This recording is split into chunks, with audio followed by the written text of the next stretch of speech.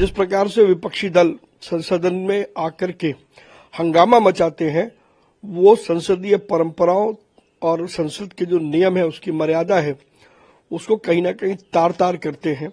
असलियत क्या है ये तो जांच करने पर ही पता लगेगा। तुरंत इस मामले का संज्ञान लिया और जितने भी आवश्यक एहतियाती कदम थे वो सारे कदम उठाए गए। और इसको कुछ लोग राजनीति का रंग देना चाहते हैं, वो उचित नहीं है क्योंकि विषय गंभीर है। लेकिन निश्चित रूप से संसद का काम है, जो संसद का एजेंडा होता है उसको पूरा करना। और यदि किसी की भी कोई बात है तो सदन के अंदर धरना देना वो कोई उचित बात नहीं है। स्पीकर हमारे सभी सदस्यों को पूरे बोलने का मौका देते हैं।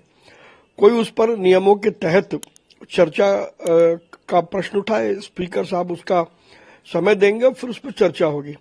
लेकिन जिस प्रकार से विपक्षी दल संसदन में आकर के हंगामा मचाते हैं, वो संसदीय परंपराओं और संसद के जो नियम है, उसकी मर्यादा है, उसको कहीं ना कहीं तार तार करते हैं।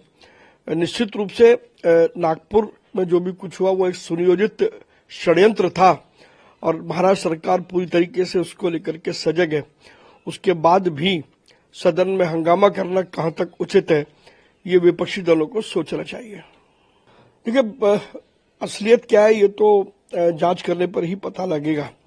किंतु जैसा मैंने कहा, ये एक सुनियोजित षड्यंत्र था, तो ये एफआईआर भी कहीं उस षड्यंत्र का हिस्सा तो नहीं है।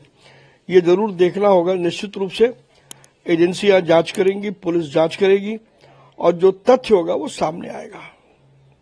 देखिए, जो कुछ उद्धव ठाकरे कह रहे हैं वो पूर्ण रूप से राजनीति से प्रेरित है। कहीं भी कोई इस तरीके की घटना यदि होती है तो राज्य सरकार तुरंत संज्ञान लेती है। उसी मामले में महाराष्ट्र सरकार ने भी तुरंत इस मामले का संज्ञान लिया और जितने भी आवश्यक एहतियाती कदम थे वो सारे कदम उठाए गए। और इसको कुछ लोग राजनीति का रंग देना चाहते हैं, वो उचित नहीं है क्योंकि विषय गंभीर है।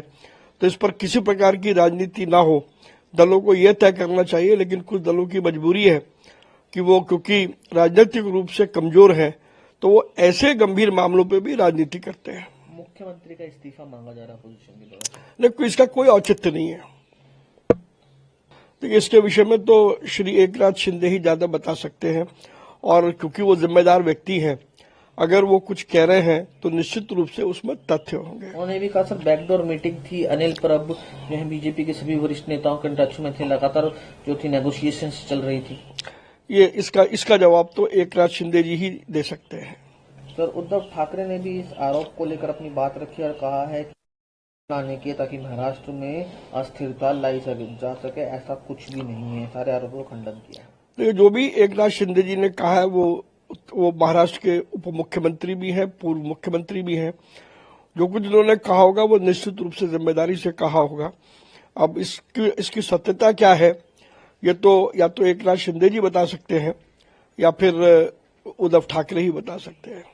ये इस कार्रवाई का स्वागत किया जाना चाहिए क्योंकि इससे जो फर्जी वोटर की बात कही जाती है, कम से कम फर्जी वोटर वाला जो चैप्टर है वो समाप्त होगा और निश्चित रूप से जो जेन्युइन व्यक्ति है वही देश का वोटर होगा। देखिए, हमने बार बार कहा है कि ये जो बिल लाया गया ये पूर्ण रूप से राजनीति से प्रेरित है। कर्नाटक सरकार को ये स्पष्ट करना चाहिए कि जो और बहुत सारे वर्ग हैं जिनका सोशल और इकोनॉमिक अपलिफ्टमेंट जरूरी है, क्या कर्नाटक सरकार उनके लिए भी इस तरीके का रिजर्वेशन लाएगी या केवल एक वर्ग को खुश करने के लिए और या पॉलिटिकल अपीसमेंट के लिए ये बिल लाया गया है? मुझे कर्नाटक सरकार की नीयत पर शक दिखाई देता है।